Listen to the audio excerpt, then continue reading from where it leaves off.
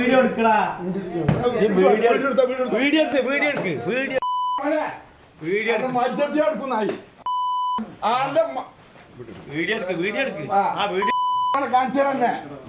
അല്ലപ്പോഴുള്ളൊരു കാണിച്ചരാ അന്റെ കെട്ടൊക്കെ ഇറങ്ങും നാളെ കിട്ടാ എന്റെ വണ്ടി കളിക്കണ്ട.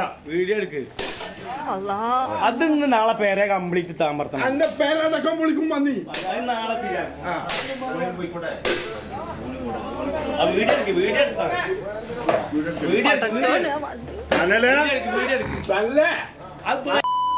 അന്റെ ഒപ്പമുള്ള ഒരു മജ്ജെടുക്കും ഉണ്ടല്ലേ ആക്കെ നാളെ നേരം വിളിക്കട്ടെ.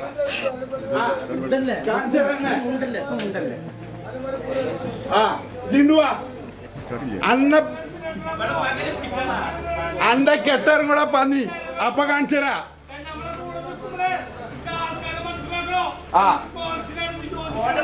ഏടാ ആൺകുട്ടിയാണെങ്കിൽ നാളെ രാവിലെ 2 വാടാ കെട്ടിറങ്ങിട്ട്.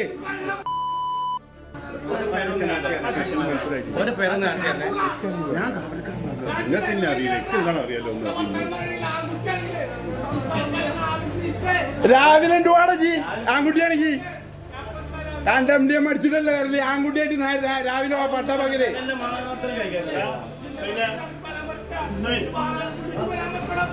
അന്നെ ഞാൻ കാണിച്ച രാവിലെ 2 വാ. രാവിലെ ഈ ബീടം തെണ്ടി തിരിഞ്ഞ് നടക്കണമെന്ന് കാണട്ടെ.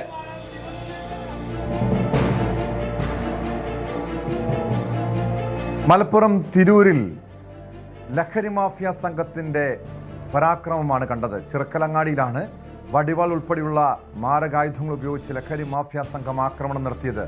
ചിറക്കലങ്ങാടി സ്വദേശി കുഞ്ഞു മുഹമ്മദിന്റെ വീട്ടിൽ കയറിയായിരുന്നു ആക്രമണം. പുലർച്ചെ 2 മണിയോടെയാണ് സംഭവം. ആക്രമണത്തിൽ കുഞ്ഞു മുഹമ്മദിന്റെ മകൻ ഫൈസലിന് തലയ്ക്ക് ഗുരുതരമായി പരിക്കേറ്റു. മറ്റൊരു മകൻ റസാഖിനും പരിക്കുണ്ട്. റസാഖ്, അസറു എന്നിവരുടെ വീടും സംഘം അടിച്ചു തകർത്തു. സംഭവത്തിൽ തിരൂർ പോലീസ് കേസെടുത്ത് അന്വേഷണം ആരംഭിച്ചിട്ടുണ്ട്. CB അനുമോദ് ചേരുന്നു. അനുമോദ്, ഇത് എത്ര പേരടങ്ങുന്ന സംഘമാണ് ഈ പരാക്രമം കാട്ടിയത്? ഈ പ്രകോപന കാരണം എന്താണ്?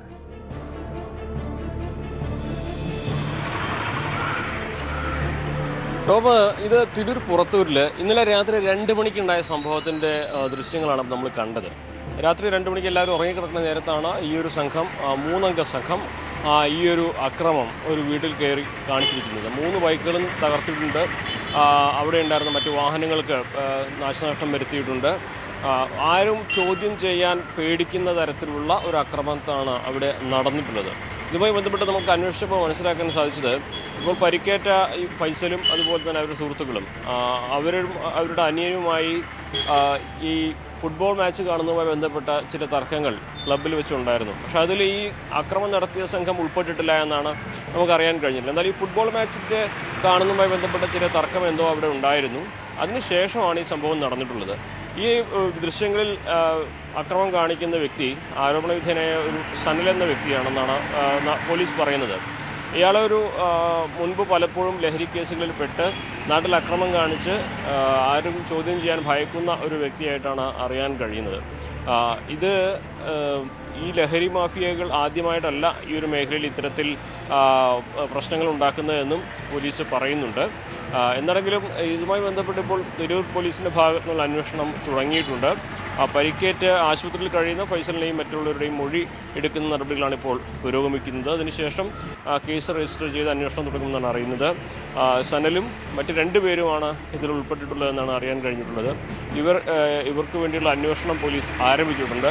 എന്നാണെങ്കിലും വളരെ ആശങ്കയുണ്ടാക്കുന്ന, ആരെയും പേടിപ്പിക്കുന്ന തരത്തിലുള്ള അക്രമമാണ് ഇന്നലെ രാത്രി 2 മണിയോടെ പുറത്തൂരിൽ ഈ ഒരു സംഘം നടത്തിയിട്ടുള്ളതെന്ന് വളരെ വ്യക്തമാണ്.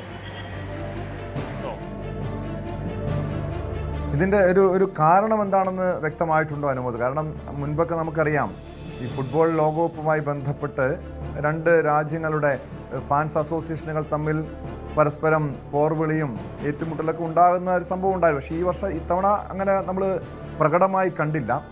അതാണോ ഒരു കാരണമായത്? അതോ ഈ ഫുട്ബോൾ മത്സരം കാണുന്നതുമായി ബന്ധപ്പെട്ട എന്തെങ്കിലും അഭിപ്രായ വ്യത്യാസങ്ങളാണോ? അതോ മറ്റോ മുൻവൈരാഗ്യമാണോ ഈ രീതിയിൽ വീട് കയറിയുള്ള ആക്രമണത്തിന് കാരണമായത്?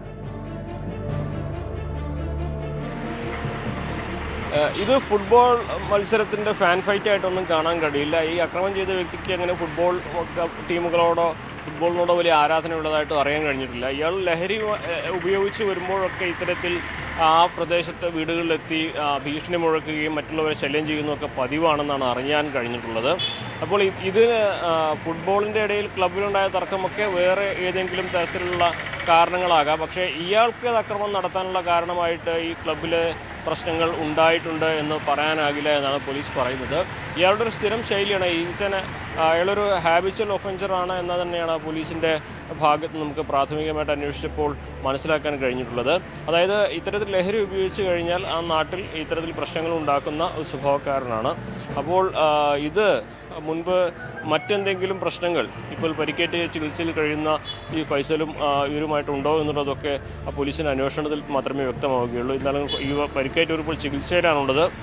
പോലീസ് പറയുന്നത് ഇത് ലഹരി ഉപയോഗവുമായി ബന്ധപ്പെട്ട അതിനെ തുടർന്നുണ്ടായ പ്രശ്നമാണ്. പക്ഷേ അതിന് ഈ ക്ലബിലെ ഫുട്ബോൾ കാണുന്നതും അതിലെ തർക്കങ്ങൾ എന്തെങ്കിലും തരത്തിൽ കാരണമായിട്ടുണ്ടോ എന്നുള്ളത് പറയാനാകില്ല. എന്നാണെങ്കിൽ ഇവിടെ ലഹരി തന്നെയാണ് പ്രധാന വില്ലനായിട്ട് ഈ ഒരു പ്രശ്നത്തിന് കാരണക്കാരനായിട്ടുള്ളത് എന്ന് വേണം നമുക്ക് കരുതുവാൻ കേട്ടോ.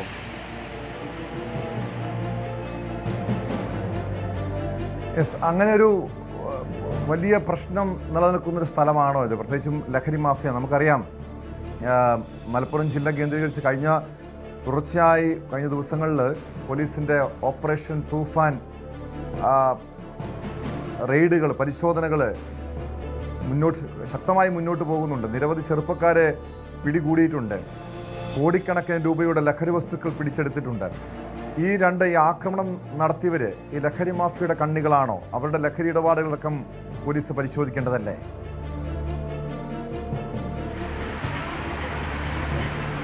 ഇതൊക്കെ കൃത്യമായിട്ട് പോലീസിൻ്റെ ഭാഗത്തുനിന്നുള്ള ആദ്യഘട്ടത്തിൽ അന്വേഷണം നടക്കുന്ന വിവരത്തിലുള്ള കാര്യങ്ങൾ തന്നെയാണ്. ഇയാൾ മുമ്പ് ലഹരി കേസുകളിൽ പിടിക്കപ്പെട്ട ആളാണ് ഈ സനൽ എന്നാണ് നമുക്ക് അറിയാൻ കഴിഞ്ഞിട്ടുള്ളത്. മുൻപ് ഒരുപാട് കേസുകളിൽ ഇത്തരത്തിൽ പെട്ടിട്ടുണ്ട്. പക്ഷേ എപ്പോഴാണിത് ഇപ്പോൾ അടുത്തിടെയാണ് പുറത്തിറങ്ങിയത് എന്നാണ് നമുക്ക് പ്രാദേശികമായിട്ട് അന്വേഷിച്ചപ്പോൾ മനസ്സിലാക്കാൻ കഴിഞ്ഞിട്ടുള്ളത്. അതുകൊണ്ട് തന്നെ പോലീസിൻ്റെ ലിസ്റ്റിൽപ്പെട്ട ആൾ തന്നെയാണ് ഈ പരാതിക്കാരൻ ഉന്നയിക്കുന്ന ഈ കലാപം അല്ലെങ്കിൽ ഈ അക്രമം നടത്തിയ വ്യക്തി എന്ന് പോലീസ് കണ്ടെത്തിയിട്ടുണ്ട്. സനൽ എന്നാണ് ഇയാളുടെ പേരെന്നാണ്, പല്ലൻ സനൽ എന്നാണ് ഇയാൾ അറിയപ്പെടുന്നതെന്നാണ് പോലീസ് പറയുന്നത്. എന്നാണെങ്കിലും ഇതുമായി ബന്ധപ്പെട്ട് 2 പേർ കൂടി ഇയാളുടെ സംഘത്തിൽ പെട്ടവരുണ്ട്. അവരെക്കുറിച്ചുള്ള അന്വേഷണവും നടക്കുകയാണ്. ഈ ഒരു മേഖലയിൽ സാധാരണ കുറച്ചു കാലം മുമ്പൊക്കെ തീരദേശ മേഖലകളിൽ അക്രമമൊക്കെ പതിവായിരുന്നെങ്കിൽ പോലും കുറച്ചു കാലമായിട്ട് ഒരു 6-7 വർഷമായിട്ട് സമാധാനമായിട്ടാണ് കാര്യങ്ങളൊക്കെ തിരൂർ തീരദേശ മേഖല പോകുന്നത്. തിരൂർ താനൂർ മേഖലയ്ക്ക് മുൻപ് വലിയ അക്രമങ്ങൾ എപ്പോഴും ഉണ്ടാകുന്ന പ്രദേശങ്ങളാണ് പുറത്തൊരു ഭാഗത്തൊക്കെ. പക്ഷേ ഇപ്പോൾ കുറച്ചു കാലമായിട്ട് അങ്ങനെ വലിയ ഇഷ്യൂസൊന്നും ഇല്ലാത്തൊരു ഇടങ്ങളാണ്. പക്ഷേ ഇവിടെ ലഹരിയുടെ സാന്നിധ്യം തന്നെയാണ് ഇവിടെയൊക്കെ ഈ അക്രമത്തിന് ഇപ്പോൾ വഴിയൊരുക്കുന്നതെന്നാണ് പോലീസ് പറയുന്നത്. എന്നാണെങ്കിലും ഇവരെ ഏറെ വൈകാതെ പിടികൂടുമെന്ന് തന്നെയാണ് അന്വേഷണ സംഘം വ്യക്തമാക്കിയിട്ടുള്ളത്.